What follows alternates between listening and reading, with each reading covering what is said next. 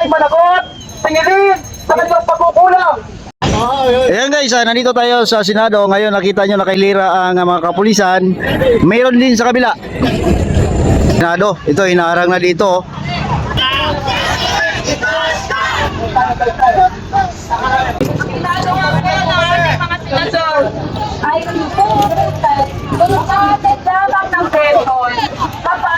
Isang grupo na naman ito. So nag-form na naman ng barikada ang mga kapulisan dito. Yan ano, takbo.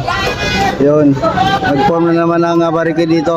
Kasi may isang maliit na grupo ang sumulpot dito sa kabila.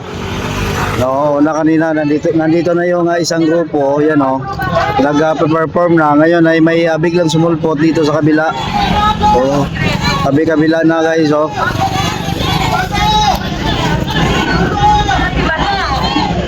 Yan.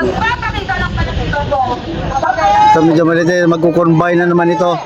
Oh, joint force na naman dito. Oh, joint force, no? Ito na. Joint force na ito dito. Oh, na. So, combine na guys, oh. Ito na, combine.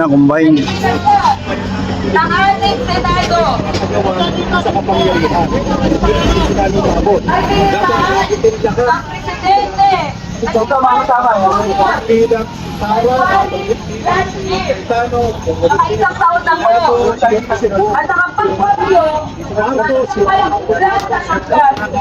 guys, like naman tayo dyan, oh. dahil Anumang panawagan, hingil sa ating mga karumatang pansao. At dito tayo ngayon sa harap ng Senado upang ipakita ang pag-uugnayan ng ating mga panawagan. Ang ating Senado ay ang ating pinipigil sa nangyayari ngayon dito sa ating bansa.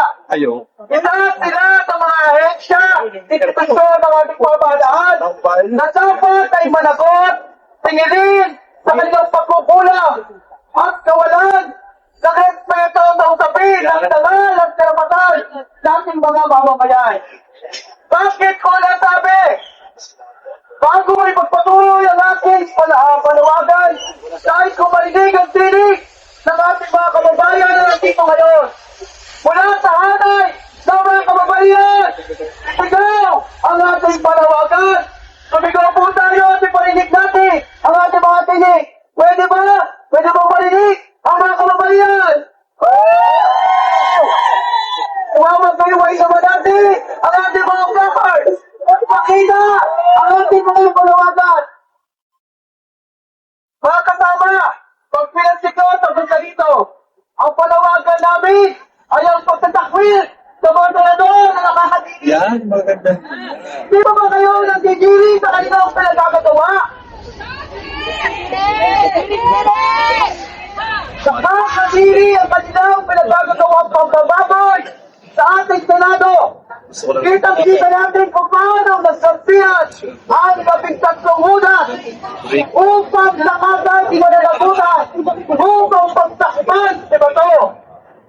Para po sa pagkita sa panawagan ng pananagutan, sabay-sabay po tayo sinigaw. Bato, arestuhin, Senado, panagutin. Subukan po natin ha. Bato! Arestuhin! At nakita po natin, Bato! Arestuhin! Senado! Kaya po tayo nandito ngayon upang sabihin natin sa ating mga kapatid na pulis. Hindi po kami ang inyong kaway. Ang dapat po ninyong binabantayan para sa proteksyon ng Senado at ng bayan ay ang mga katulad po si Cayetano at ng kanyang alusoren at katapos sa pagpapahirap sa ating mga mamamayan na makabit ang katarungan, makabit ang accountability ng matagal na natin pinapanawagan. Ngayon, kasama din natin dito ang mga kababayan, ang mga kapwa nating mga rasista na nananawagan naman para sa kabuhayan. Sabay-sabay po natin ikaw at tingin sa ating pamahalaan. So sabihin po ng ating kabuhayan. Sabihin po natin ang sabay-sabay. Hindi po tayo dapat namamatay. Tayo po dapat ay nabubuhay. Pwede po ba sabay-sabay? Hindi patayan. Ito, kabuhayan. Hindi patayan.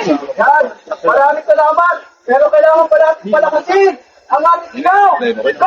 Kabuhayan. Hindi patayan. Bato! Bato! Bato!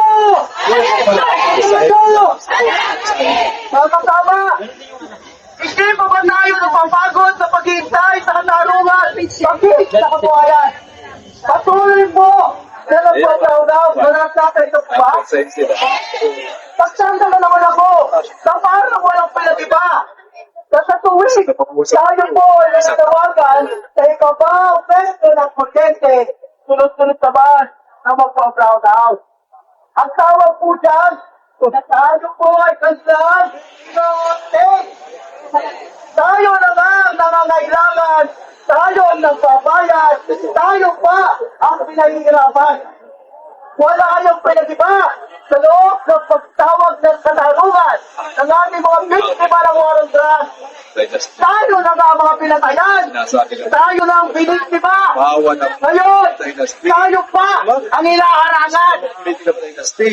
Ang dapat po na hindi nakaligtas ay ang mga katulad nila Bato. Dapat palagutin ang mga katulad ni Cayetano. Dapat niligtas ang mga katulad ng Gaga. Dapat wala ng bogo. Dapat magiging ang mga Manila sa mag-lobby-lobby at magdama-dama. Dapat magbawal ang mga magpuleta sa ang pukulit at palit-ulit. Dapat wala nang ialam ng mga bilyar sa hangalap ay pagpayaman. Dapat huwag na tayong maniniwala at alam na natin tigil ang mga markot sa katulad kahit dapat wala nang paligpili ng mga estado. Dapat tigil na ang pagboto sa mga plato, mga kurakot, mga kapatid. Hindi ba tutulis na ang ating problema? Kung tayo ang mabibigyan, dahil alam na natin ang nalalantad ang katotohanan. Hindi po nila po ang kasalan ng problema natin. Kapag po ng katarungan, kabuhayan, problema, kabutungan, kahirapan. Gabi-gabi na pagparang ito. Ang batak po ito, alam ba natin? Kaya ay karapatang pantao. Kaya narito po ang pinalayan, mag-human argument. Tumatama, nakikita sa panawagan natin, mula sa kabuhayan, hanggang sa usapi ng pantayan, katarungan, maging kapayapaan. Sabay-sabay ulit natin sigaw. Bato! Bato!